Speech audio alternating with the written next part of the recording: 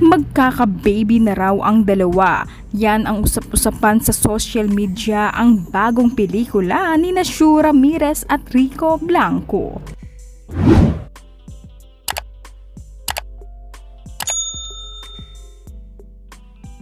Masaya at punong-puno ng good vibes ang ginanap na media conference para sa upcoming romantic comedy film na Project Baby kamakailan.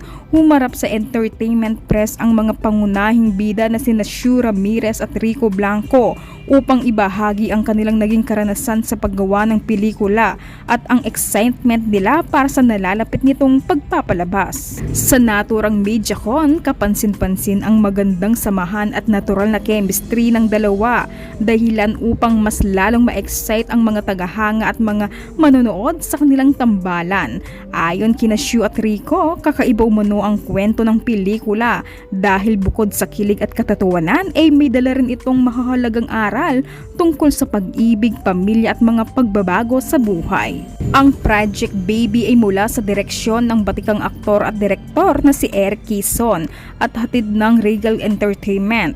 Tampok sa pelikula ang isang nakakaaliw ngunit makabuluhang kwento tungkol sa dalawang taong haharap sa hindi inaasang sitwasyon na posibleng tuluyang magbago sa direksyon ng kanilang buhay at relasyon. Marami ang nagsasabing isa ito sa mga pelikulang dapat abangan ngayong taon dahil bukod sa fresh na tambalang ni Shu at Rico ay kapansin-pansin din ang magandang timpla ng comedy, romance at drama na siguradong magbibigay ng kilig at saya sa audience. Mapapanood ang Project Baby sa mga sinehan sa buong bansa simula June 10. Kaya tanong ng mga netizens, magkaka-baby na ba sina Rico at Shu?